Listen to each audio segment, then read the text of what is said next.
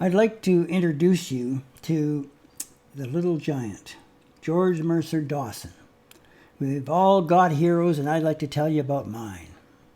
He was an exceptional man. George Mercer Dawson, this tiny little hunchback, may have contributed more than any other person to early knowledge of geology, biology, ethnology of Western and Northern Canada. He was possessed with a brilliant mind, boundless enthusiasm, and an insatiable thirst for knowledge, and a great love of the land. He made some of the most epic exploratory journeys in Canadian history. His maps and reports remain invaluable reference sources. Both Dawson City and Dawson Creek are named after him. He was born in Pictou, Nova Scotia in 1849, and in 1860, at 11 years, he was afflicted with the tuberculosis of the spine known as Pott's disease.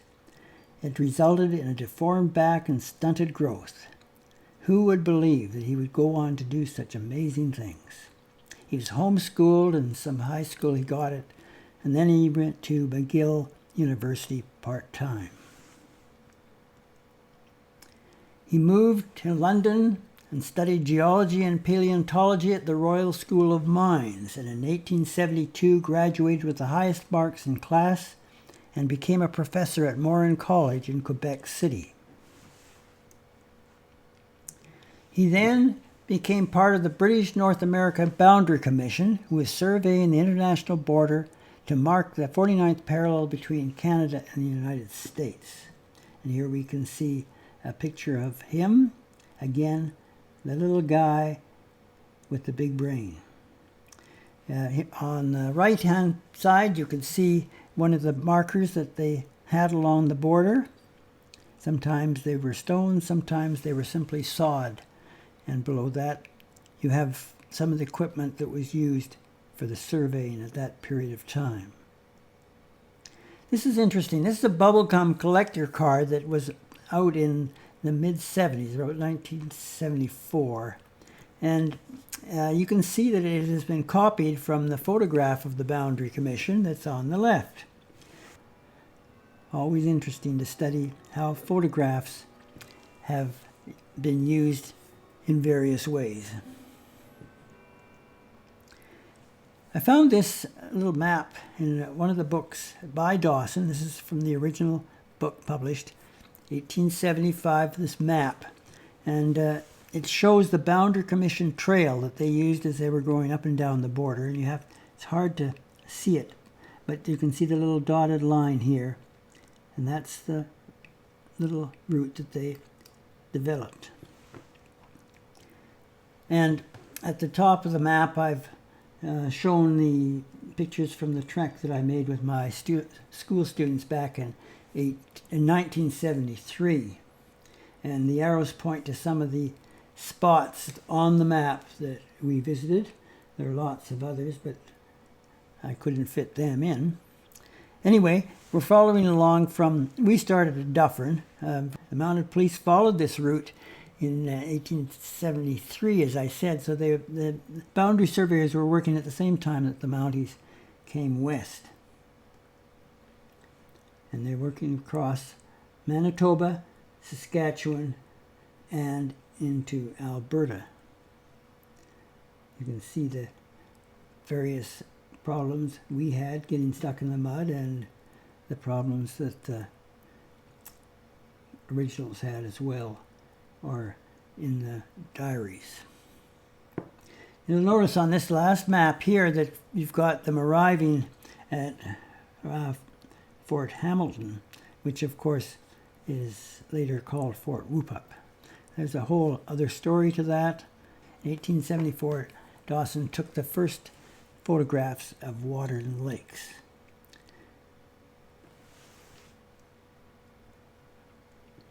In 1875, when Dawson finished his surveying of the international boundary, he produced a 387-page report on the geological resources of the region. And just look over on to the right, all the different things he covered. And this is just a part of it. This is one page taken. But you'll notice up here he talked about the lignite, that would be the coal. He talked about the fossils. He talked about the dikes and the veins in the geological structure. He talked about the butterflies, and on, the plants. What a mind that man had. This established his reputation as a respected scientist. In 1875, Dawson joined the Geological Survey of Canada. And just an aside here, the Geological Survey of Canada was founded back in 1842. It was set up to identify and inventory the map of Canada's vast mineral resources. And today it is Canada's oldest scientific agency. The founder and first director, William E. Logan, has a mountain named after him, and that is one beautiful mountain. It's up near Alaska. George Mercer then went to explore British Columbia. In 1875, he took field parties, and the picture on the left shows you the route that he followed, and then there's the finished map that he produced of his explorations. He then went out to the coast and explored the Queen Charlotte Islands and made a map of that exploration. And he was very interested in the native life and compiled all kinds of works about describing it. And this is some photographs that he took in the Queen Charlotte Islands. Another one. There's all kinds of others, but I haven't been able to include them here. Then he came back to Alberta, and he explored the prairies around the foothills into the Crow's Nest Pass, where he discovered volcanic structure. Most of the mountains are all folded mountains, but he found an area where there were volcanics.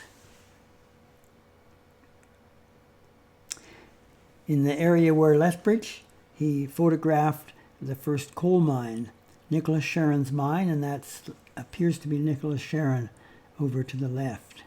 And he described the area. Dawson noted and photographed large deposits of coal along the banks of what later became Lethbridge. This report was influential in getting finance for a coal industry that made Lethbridge the major industrial city of the West. The survey scientists collected rocks, minerals, fossils, flora, fauna, as well as photographs of indigenous peoples as he encountered along the way.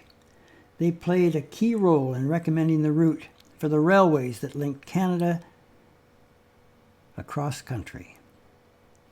Here you see a rock that is found. I found this in the Buchanan Library in Lethbridge.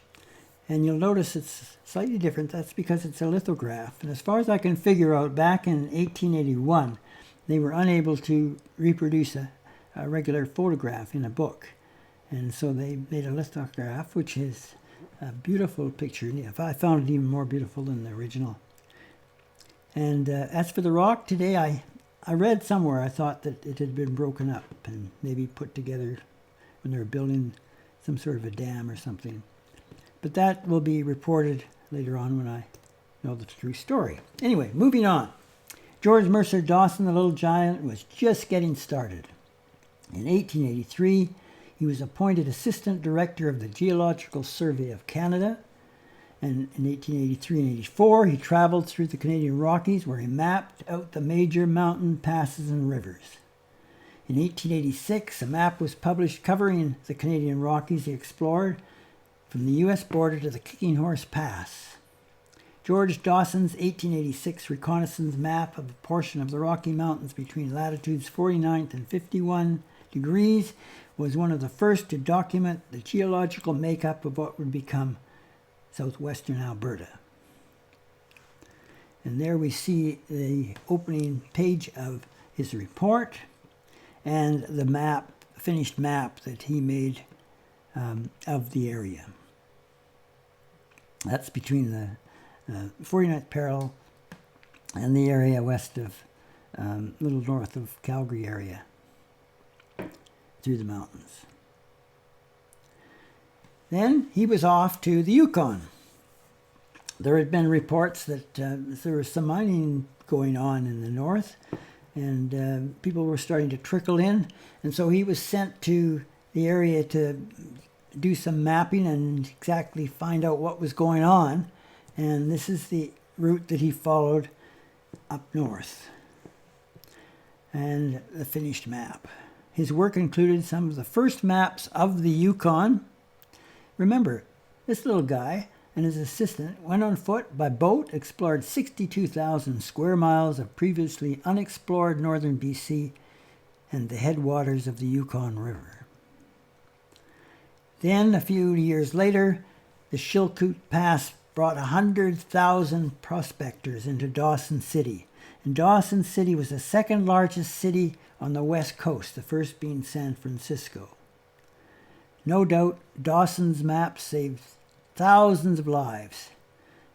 Some guys got rich, most didn't get anything to speak of. So, awards. In 1890, he got an honorary degree from Queen's University. Then he got one from McGill the next year. And he also became a Fellow of the Royal Society of London. And in 1892, he was knighted as a Companion of the Order of St. Michael and St. George. George Mercer Dawson. The original Geological Survey of Canada building. This is in downtown Ottawa, close to Parliament Buildings.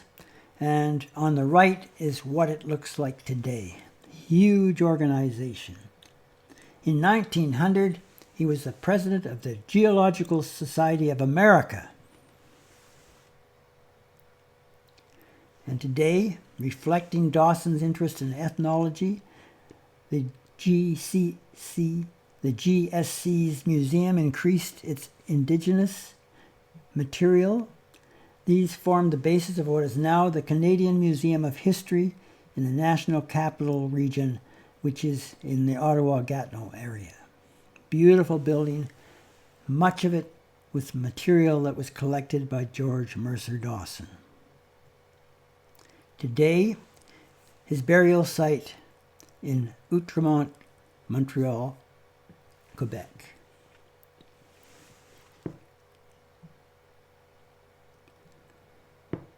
Amazing man.